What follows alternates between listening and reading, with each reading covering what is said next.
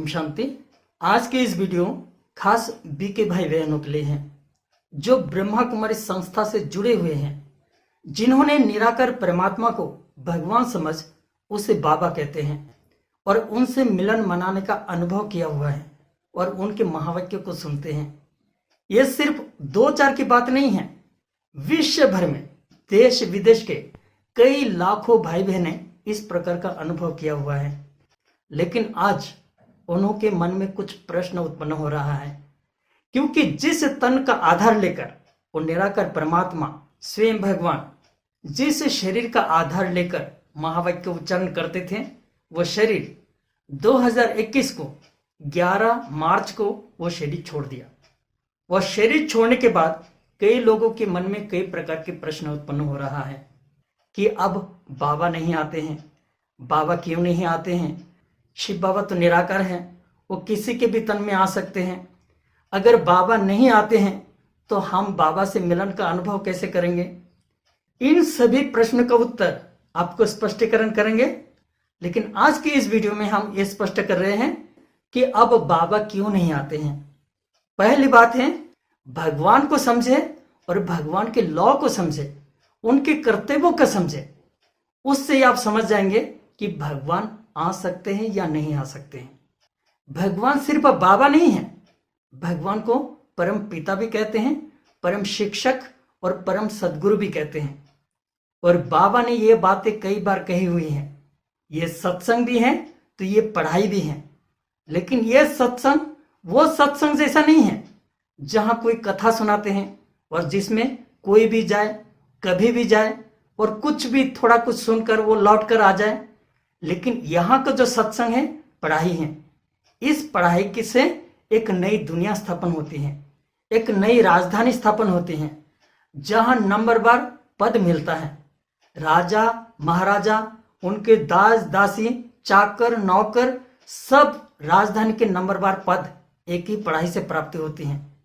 आप ये सोचिए, कोई भी एक नौकरी करने के लिए हमें उसमें इंटरव्यू देनी होती है, परीक्षा होती है। क्या ऐसे ही नौकरी मिल जाती है? कोई भी एक छोटा मोटा क्लार्क की नौकरी लेने के लिए भी हमें इंटरव्यू देनी पड़ती है, परीक्षा देनी होती है। हमारे में वो योग्यता है या नहीं, उसका हमें एक टेस्ट देनी होती है। और एक ही पढ़ाई से सारे राजधानी का नंबरवार पद, जहां राजा महाराजा, दास दासिया, प्रजा, सभी नंबरवार पद मिलता है, तो उस पढ़ाई से कोई परीक्षा भी तो देनी होगी।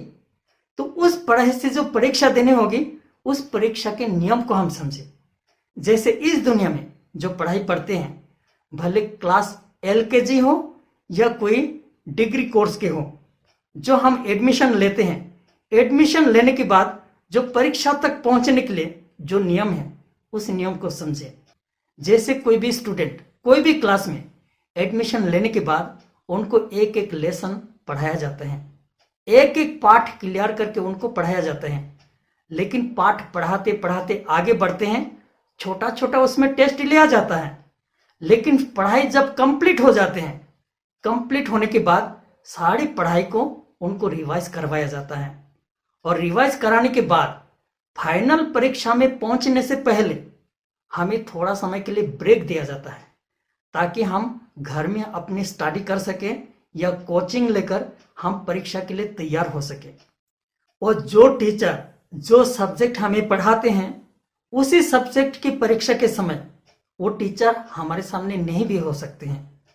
परीक्षा हमें अकेला ही देना होता है। और एक बात है कि परीक्षा के समय टीचर क्लास में हाजिर हो या ना हो, लेकिन टीचर कोई गुम नहीं हो जाता है। टीचर साइलेंस में साक्षी होकर सबको देखते रहता है, कौन कैसे परीक्षा देते हैं, वो साइलेंस में देखते रहता है। इसी प्रकार भगवान भी गुप्त हैं। वो भले अब पढ़ाने नहीं आता है, लेकिन भगवान कोई चला नहीं गया, वो गुम नहीं हो गया। भगवान भी गुप्त रूप में अर्थात साक्षी होकर सबको देख रहा है। इसको हमें समझना है। इसी प्रकार यहाँ जो हमें भगवान इतना दिन तक पढ़ाई पढ़ाते आए हैं, इस पढ़ाई की भी हमें परीक्षा देनी होती है, जो भगवान हमें कई बार बाबा मुरली के द्वारा इशारा देते आए हैं। इस पढ़ाई की तुम्हें अंत में इम्तिहान होगी, तुम्हें परीक्षा देनी होगी। अभी यह हम अंत समय ही समझे। ये जो पढ़ाई पढ़ाते आए हैं, साकार मूल्य या अव्यक्त मूल्य, भगवान हमें सम्मुख आकर पढ़ाते आए हैं। जो लॉकडाउन हुआ, सभी घर में बैठना पड़ा, कि या किसी का बिजनेस हो या धंधा हो, बंद पड़ा हुआ था, वह अकेला हो गया। इसको भी हम ऐसे ही समझे जैसे स्कूल में परीक्षा के पहले उनको ब्रेक दिया जाता है ताकि अच्छी तरह से पढ़कर परीक्षा देने के लिए वो तैयार हो जाए। इसी प्रकार हमें जो अभी समय मिला लॉकडाउन में, हमें ये पुरुषार्थ करने के लिए, अपने स्व उन्नति करने के लिए या तपस्या करने के लिए, ताकि अंत में कभी भी हम भगवान को उल्लंघना ना दे सके कि हमें पुरुषार्थ करने के लिए या तपस्या करने के लिए हमें समय ही नहीं मिला, या अब तक बाबा ने ये तो कुछ बताया नहीं है। ये सिर्फ हमारी कमी होगी कि हमने ये स्टडी नहीं की, ये पढ़ाई अब तक हमने नहीं की, रोज हम मुरली नहीं सुने, ध्यान से सारी बातों को हमने ग्रहण नहीं किया। ये सिर्फ हमारी कमी होगी, भगवान को हम उल्लंघना नहीं दे सकते। इसी प्रकार है, दुनिया वालों को किसी भी तरीके से ये बाबा का संदेश मिल ही जाएगा। कोई भी भगवान को उल्लंघना नहीं दे सकते कि भगवान आए, भगवान ये ज्ञान दिया, हमें तो ये ज्ञान मिला ही नहीं। कोई भी भगवान को उल्लंघना नहीं दे सकते। सब कुछ बाबा ने बताया हुआ है। अब तक ऐसी कोई बात है ही नहीं जो बाबा ने अब तक बताया हुआ नहीं है। सब कुछ बता दिया है। अंत में क्या क्या होना है, तो आप बाबा आकर नया क्या सुनाएंगे। तो जब परीक्षा नजदीक आ जाते हैं तो उस समय टीचर कोई पढ़ाते नहीं है, रिवाइज अभी चल रहे हैं। हम सेंटरों में जाए या तो यूट्यूब के द्वारा जो कुछ साधनों से हम ज्ञान ले रहे हैं, ये हमें एक्स्ट्रा फोर्स मिलने के लिए, पुरुषार्थ करने के लिए हमें मिल रहे हैं, ताकि हम कभी भी हम उल्लंघना नहीं दे सकते कि हम मुरली नहीं सुन पाए, पुरुषार्थ नहीं कर पाए।